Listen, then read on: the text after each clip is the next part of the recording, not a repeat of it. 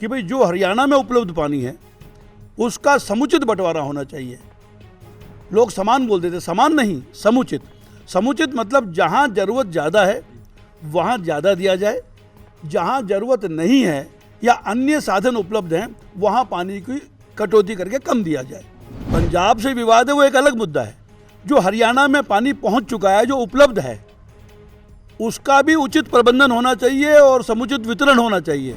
जल युद्ध का मतलब है कि जो हरियाणा में मौजूद है पानी, जो पहुंच चुका है, यमुना का तो है ही हमारा, और रावी ब्यास का भी जो हिस्सा हमारा आ चुका है, उसका उचित प्रबंध करो। पानी हो या पोल्यूशन, प्रदूषण, पंजाब के ऊपर सुप्रीम कोर्ट का आदेश भी लागू नहीं होता है। नमस्कार, हरियाणा तक में आपका स्वागत है। मैं देशराज चौहान। जल नायक जिन्हें कहा जाता है, क्योंकि जो हरियाणा में जब आवाज़ उठी है पानी की, तो कहीं ना कहीं एक नाम जरूर आया है, वो है हमारे साथ। सर, क्या कहेंगे आप, जिस तरीके से पानी का जब भी आपका एक नाम आता है, पानी का दक्षिण हरियाणा के लिए पानी की जब भी जिक्र होता है, एसवाइएल के पानी का जिक्र होता है, तो आपका जरूर कहीं ना कहीं नाम आता है। तो आप क्या कहेंगे उसके ऊपर? दरअसल में पानी को लेकर के दो बातें हैं। एक तो अंतर्राज्यीय विवाद जो हमारा पंजाब से है, रावी, ब्यास और सतलुज, ये जो नदियां हैं जिनका पानी भारत पाक जल संधि के दौरान हिंदुस्तान को, भारत को मिला, उसमें जो उस समय तो पंजाब एक ही था, बाद में हरियाणा और हिमाचल उससे अलग हुए, तो उसमें जो हरियाणा का हिस्सा बनता था उसको लेकर के विवाद रहा शुरू से, और अभी तक वो सुलझा नहीं है। और जो पानी पंजाब से हरियाणा को मिलना चाहिए था वो अभी तक हरियाणा में पहुंचा नहीं है। और विडंबना यह है कि पंजाब से मिल जाने के बावजूद, संधि हो जाने के बावजूद, जो पानी भारत के लिए था उसका एक भाग अभी भी पाकिस्तान में बह जाता है। उसको रोकने के प्रयास के बारे में पंजाब गंभीर नहीं है, लेकिन हरियाणा में और पानी ना जाए उसको लेकर पंजाब कहता है कि अगर एक बूंद भी पानी गया तो हम खून की नदी बहा देंगे। और अजीब स्थिति यह है कि पानी हो या पोल्यूशन, प्रदूषण, पंजाब के ऊपर सुप्रीम कोर्ट का आदेश भी लागू नहीं होता है। पंजाब तो जो चाहता है वो होता है, सभी उसकी तुष्टीकरण में लगे रहते हैं, लेकिन वो एक अलग विवाद है। बात यह है कि हरियाणा में जो नहरी पानी था उसकी वजह से भी उसका जो मैनेजमेंट, प्रबंधन था, वो इतना त्रुटिपूर्ण था, इतना पक्षपातपूर्ण था कि पानी पंजाब से पूरा ना आने के बावजूद जो पानी उपलब्ध हो चुका था उससे कुछ तो हरियाणा के क्षेत्रों में सेम हो रही थी। सेम मतलब वहाँ ज़रूरत से ज़्यादा पानी पहुँच रहा था, तो ज़मीन खराब हो रही थी। दूसरी तरफ ये जो हमारा क्षेत्र है, गुड़गांवा, मेवात, रेवाड़ी, महेंद्रगढ़, यहाँ नहरें खुदी हुई थी, उनमें आंकड़े जामते थे, गादड़े बहते थे, लेकिन कभी उसमें पानी लोगों ने नहीं देखा था। और यहाँ भूमिगत जल, क्योंकि नलकूपों से खेती शुरू हो गई थी, भूमिगत जल का दोहन होता रहा तो भूमिगत जल बहुत नीचे चला गया। रेवाड़ी ज़िले में या इस क्षेत्र के अन्य क्षेत्रों में भूमिगत जल खारा है, जो कि खेती के लिए बहुत उपयोगी नहीं है। दूसरी बात, जब वो बहुत गहरा चला गया तो उसको ज़मीन पे लाने के लिए बहुत खर्चा होने लग गया, मेहनत भी किसान की ज़्यादा लगती थी। तो जब पानी यहाँ था ही नहीं और पीने के लिए जोड़ हमारे यहाँ होते थे, वो जोड़ भी धीरे धीरे सूख गए, ख़त्म हो गए, और पीने के पानी का भी संकट हो गया।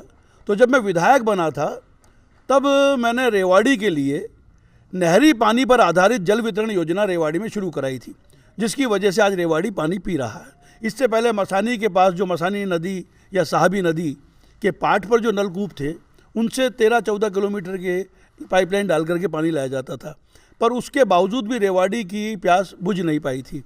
तो जब कालाका गांव जो पास में है, यहाँ पर नहरी पानी पर आधारित जल वितरण योजना मेरे प्रयासों से शुरू हुई, तो उसके बाद रेवाड़ी में आज पानी की कमी नहीं है। और इसी को देख कर के फिर बाद में नारनौल, महेंद्रगढ़ और ग्राम समूहों में ये नहरी पानी पर आधारित जल वितरण हो गया। तो आज कम से कम पलायन की स्थिति नहीं हुई, लोग यहाँ पीने का पानी या घरेलू उपयोग का पानी पा रहे हैं।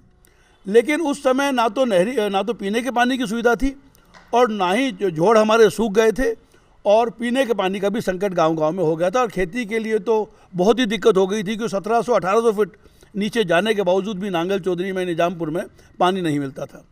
तब हमने सन 1991 में नारनौल, रेवाड़ी दोनों जगह धरना भी दिया और चंडीगढ़ जाकर गवर्नर को ज्ञापन भी दिया, सरकार को भी चेताया कि भाई जो हरियाणा में उपलब्ध पानी है उसका समुचित बंटवारा होना चाहिए।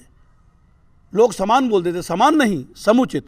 समुचित मतलब जहाँ ज़रूरत ज़्यादा है वहाँ ज़्यादा दिया जाए, जहाँ ज़रूरत नहीं है या अन्य साधन उपलब्ध हैं वहाँ पानी की कटौती करके कम दिया जाए।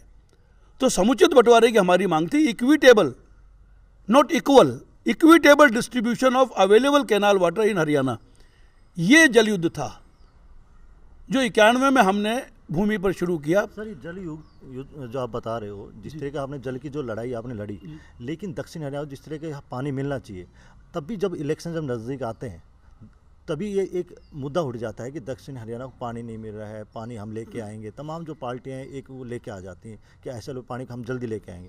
तो लेकिन क्या लग रहा है आपको, ये पानी क्यों नहीं आ रहा, कारण पूरा क्या है? नहीं, ये बात तो पहले तो झुंझुना था कि पंजाब से हमारा विवाद है, जब पंजाब का विवाद सुलझ जाएगा तब हम आपको पानी दे देंगे। हमने कहा यह बेईमानी है। पंजाब से विवाद है वो एक अलग मुद्दा है, जो हरियाणा में पानी पहुंच चुका है, जो उपलब्ध है, उसका भी उचित प्रबंधन होना चाहिए और समुचित वितरण होना चाहिए। ऐसा क्यों है कि एक तरफ तो पश्चिमी हरियाणा में सेम की स्थिति बनी हुई है, दूसरी तरफ हमारे यहाँ सूखा पड़ा हुआ है। इसका मतलब है कि आपकी नीयत खोटी है। हम ये नहीं कह रहे कि पंजाब का विवाद सुलझाओ, वो एक अलग मुद्दा है, उससे जलयुद्ध का कोई लेना देना नहीं है। जलयुद्ध का मतलब है कि जो हरियाणा में मौजूद है पानी, जो पहुंच चुका है, यमुना का तो है ही हमारा और रावी ब्यास का भी जो हिस्सा हमारा आ चुका है, उसका उचित प्रबंध करो, समुचित प्रबंध करो और समुचित बंटवारा करो। सेम और सूखे से इस प्रदेश को मिटाओ। अगर सेम मिटेगा हिसार सिरसा से तो वहाँ नुकसान नहीं बल्कि लाभ होगा। जो ज़मीन अनुपयुक्त हो गई है खेती के लिए या जिसकी पैदावार कम हो गई है वो वापस उपयुक्त बनेगी, पैदावार बढ़ेगी। और यहाँ अगर पानी आएगा तो यहाँ तो सूखा मिटेगा ही मिटेगा, किसान को भी राहत मिलेगी और हरियाणा को भी राहत मिलेगी। तो अभी ये चुनाव में अभी भी लोगों को ये बहकाते रहते हैं कि पंजाब का विवाद सुलझेगा तब पहुँचा देंगे, हम आएंगे तब पहुँचा देंगे। सब बेईमान हैं। उनकी नीयत दक्षिणी हरियाणा को, इस क्षेत्र को पानी देने की नहीं है। ये तो जलयुद्ध हुआ 1991-93 में, तो कम से कम यहाँ नहरों में पानी तो दिखाई देने लगा है। आप पूछ लीजिए कहीं भी जाकर कि सन 91 से पहले या 93 से पहले इस क्षेत्र की किसी नहर में कहीं कोई पानी नहीं आता था। नहीं, आपने तो काफ़ी लड़ाई लड़ी है पानी को लेकर, लेकिन पानी अभी दक्षिण हरियाणा में मिल नहीं रहा है।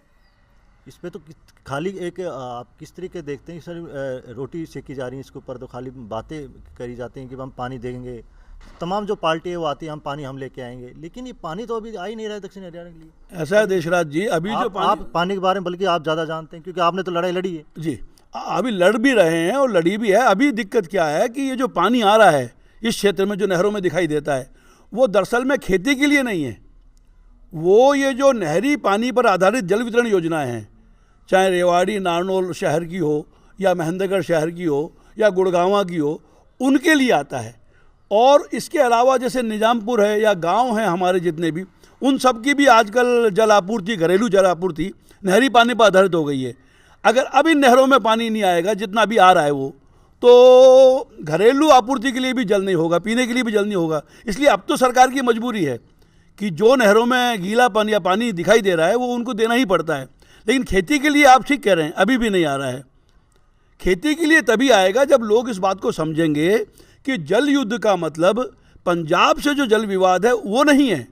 जल युद्ध का मतलब है कि जो हरियाणा में पानी उपलब्ध है उस स्थिति के बावजूद उसका वितरण सही हो, समुचित हो और उसका प्रबंधन सही हो। आज तो प्रबंधन के नाम पर नहरों के किनारे मजबूत करने के लिए टेंडर छोड़े जाते हैं, सारे ऊपर से नीचे खा जाते हैं। या नहरों में मिट्टी जमा हो गई है, उसकी गाद निकालने के नाम पर टेंडर छोड़े जाते हैं। तो प्रबंधन के नाम पर या वो तो यही है कि भाई किस तरह से पैसा खाया जाए। सूखी नहरों में भी यही चलता रहता है कि वहाँ मिट्टी हो गई है, नहर में गाद हो गई है, उसको निकाल रहे हैं, इतने करोड़ का ठेका हो गया।